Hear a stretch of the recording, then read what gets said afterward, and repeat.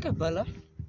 So ons is bietjie vandag hier by die tuisveld, die skool, waar die bloed en sweet afgewerk word.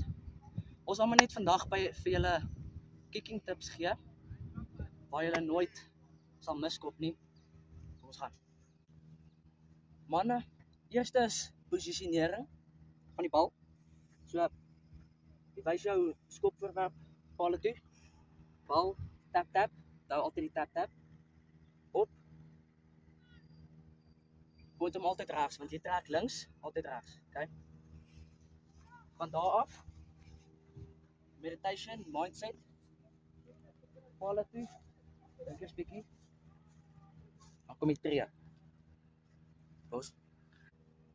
Lekker bulle, is nou tyd vir die stappie.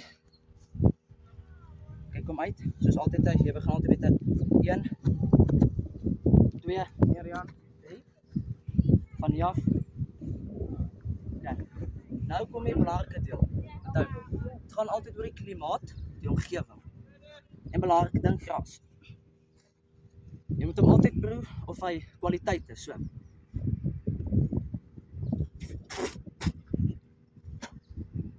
Kan, goed kwaliteit. Nou as dit kwaliteit is, dan weet jy bal tussen die pale. Dan van hier af, kicking routine.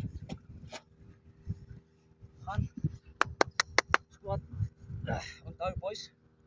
Van hier af, as jy nie die kicking routine doen nie, dan gaan jy uitwerk. Altyd kicking routine, want dit help jou mind om in die zone te bly.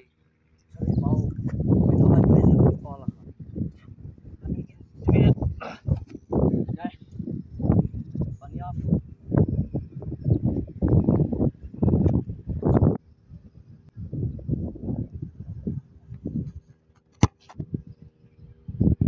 Okay boys, nice hoor. En dis jou kicking tips.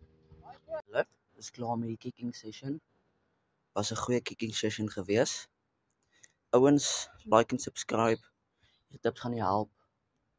As jy na omgewing is in die woud, lewe wil jy aanvat. Kicking tips boys.